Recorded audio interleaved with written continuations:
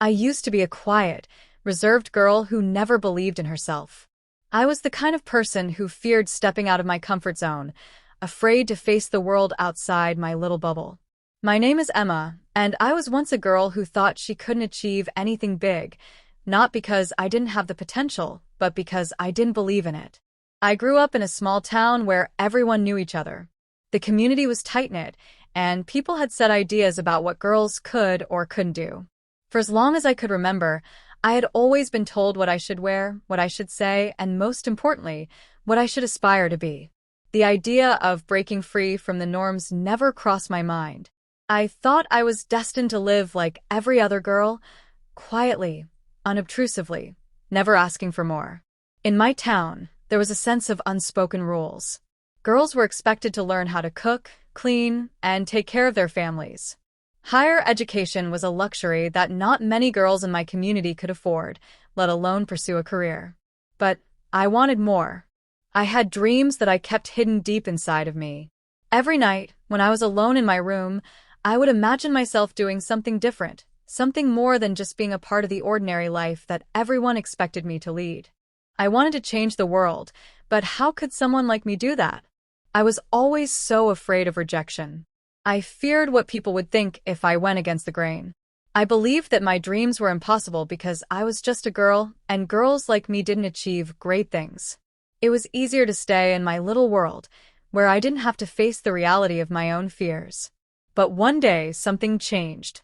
It was a typical afternoon, and I was sitting in the park, reading a book that I had borrowed from the library. As I turned the pages, something caught my eye, a story about a young girl who had overcome her fears and defied all odds. She had grown up in a small village just like me, but instead of accepting her fate, she decided to chase her dreams. She became an artist, despite the fact that no one in her family had ever been involved in art. She didn't listen to the people who told her she couldn't do it. Instead, she listened to her own heart, and that's how she succeeded. I remember closing the book, feeling inspired in a way I had never felt before. For the first time, I wondered if I could do the same. Could I overcome my fears and break free from the limitations set by society? Could I prove to everyone, including myself, that I was capable of something great? The next few days were a whirlwind of emotions. I spent countless hours thinking about what I could do with my life. I had always loved writing, but I never thought it was something I could pursue seriously. Writing seemed like a dream that was too far away, something that was only meant for people who were already successful. But now, with the story of the girl in my mind, I felt a spark of hope. I started small. I began writing short stories and poems, something I had always kept to myself. I wasn't ready to share my work with anyone yet, but I felt a sense of excitement as I put my thoughts onto paper. The more I wrote, the more I realized that I had something to say. My voice mattered, and it was time to speak up. But there was still one thing holding me back: fear. Fear of failure. Fear of what people would think of me if they knew that I was trying to do something different. Fear of not being good enough. But as I sat there, looking at the blank page in front of me, I realized that the only thing stopping me was myself. It was time to take the first step. I started sharing my stories online, hoping that maybe, just maybe, someone would read them. I was nervous at first, but the more I put myself out there, the more I began to feel confident. People started to notice my writing, and that gave me the strength to keep going. I was no longer just a girl who dreamed of something more. I was a girl who was actively working towards it, and that made all the difference. As my online presence grew, so did my confidence. I started to see the impact that my words were having on others. People from all over the world were reaching out to tell me how my stories had inspired them. They shared their own dreams and struggles, and together, we formed a community of like-minded individuals who believed that anything was possible if you had the courage to try. But despite the support I received, there were still those who doubted me. There were still people who told me that I was wasting my time, that I should focus on more practical pursuits. Some of them were close friends, others were family members, and a few were complete strangers. But with every doubt, I became more determined. I wasn't going to let anyone define my limits for me. I remember one particular moment when I was sitting in a cafe, reading an email from a reader who had thanked me for inspiring her to pursue her own dreams. She told me that she had always been afraid of stepping outside the expectations of her culture, but my story had given her the strength to break free. She was going to start her own business, something she had never thought possible before. That email was a turning point for me. It made me realize that my journey wasn't just about me. It was about helping others find their courage, too. As time went on, I began to see changes not only in myself, but also in the people around me. My family, who had once doubted me, began to see the power of my dreams. They saw the passion in my eyes, the fire in my heart, and the strength in my actions. They started to support me in ways they never had before. I was no longer just a girl trying to fit into a mold. I was a girl who was breaking down the walls of society and creating my own path. It wasn't always easy. There were many moments when I felt like giving up. There were days when the fear seemed too overwhelming, and I questioned whether I was making the right choice. But with each challenge, I grew stronger. I knew that I had come too far to turn back. And then one day, everything changed. The turning point came one crisp autumn morning. It had been a few months since I started sharing my writing, and I was beginning to build a modest following. One day, I received an email from a well-known publisher who had seen some of my stories online. The email was simple but powerful. "We would love to discuss the possibility of publishing your work." At first, I thought it was some sort of scam or a mistake, but as I reread it, the words began to sink in. This was real. For the first time in my life, I felt a wave of both excitement and fear rush over me. My heart raced as I thought about what this could mean. My mind raced through countless questions.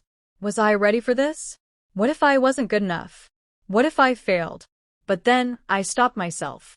I had worked too hard to get here, and I wasn't going to let fear stop me now. I replied to the email, setting up a meeting with the publisher. The days leading up to that meeting were filled with anticipation. I had never been so nervous in my life, but I also felt an overwhelming sense of pride. This was a dream come true, and I wasn't going to let my insecurities hold me back. I prepared as best as I could, rereading my stories and practicing how I would present myself. The day of the meeting arrived, and I walked into the publisher's office with my heart pounding in my chest. I could feel the weight of the moment. The walls of the office were lined with bookshelves filled with works from authors who had made it. I was just a girl from a small town, sitting in the same room as some of the most respected writers in the world. It felt surreal. When the publisher entered the room, she smiled warmly and introduced herself. She was kind and approachable, but there was an air of professionalism about her that made me even more nervous. We started talking about my work, and as I spoke about my stories, I found myself feeling more comfortable. I shared my journey with her. The fear I had overcome, the struggles I had faced, and the passion that drove me to write. She listened intently, and after what felt like an eternity, she said something that changed everything. "Emma, your writing is powerful.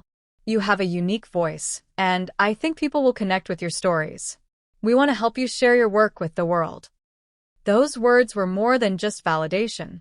They were the key to unlocking the doors I had once thought were closed to me. I had been afraid for so long, afraid of rejection, of not being enough. But in that moment, I realized that I was more than enough. I had the power to create the future I had always dreamed of. From that day forward, everything changed. My stories were published, and they began to reach people from all walks of life. Readers from different countries, cultures, and backgrounds shared how my work had inspired them to overcome their own fears and challenges. They told me that they, too, had once believed they were not capable of achieving their dreams, but reading my stories had given them hope. But success wasn't just about the recognition or the opportunities.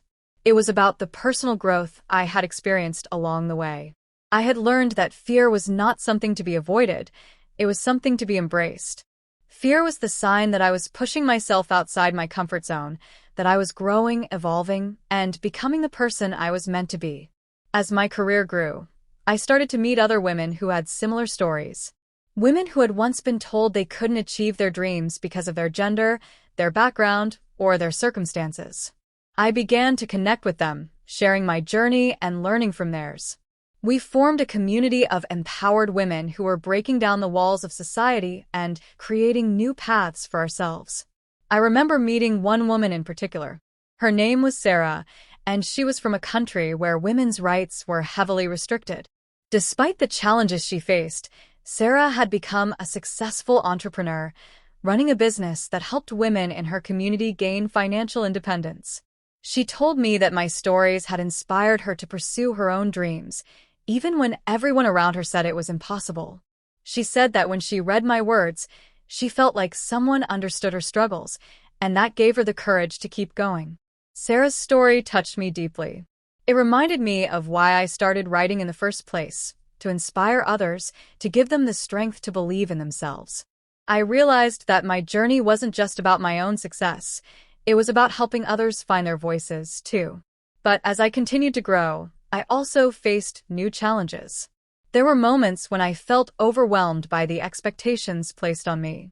I had built a platform, and now I had a responsibility to my readers, to the women who looked up to me. The pressure to keep creating, to keep inspiring, was intense.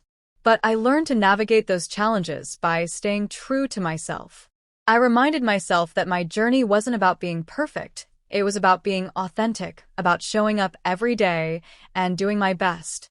One day, I received a message from a young girl named Lily.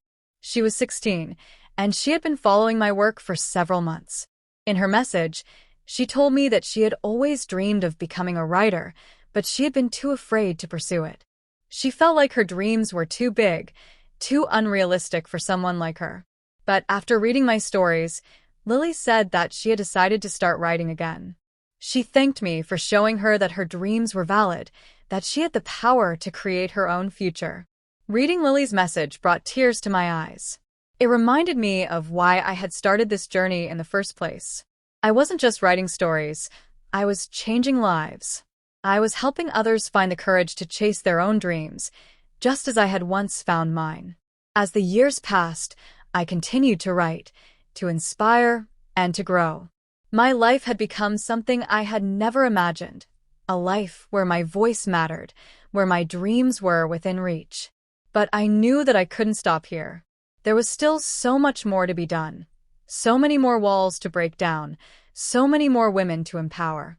And so, I continued to write, not just for myself, but for all the girls and women who feel like their dreams are impossible. I write for those who are afraid to speak up, for those who feel like they don't belong, for those who are told that they can't achieve more. I write because I believe in the power of stories to change the world, and I believe in the power of every woman to change her own life.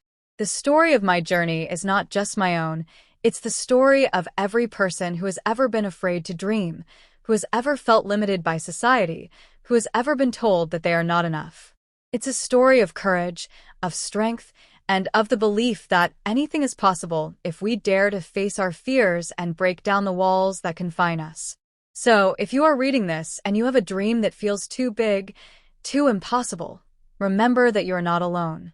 Your fear is not a barrier. It's a sign that you're on the right path.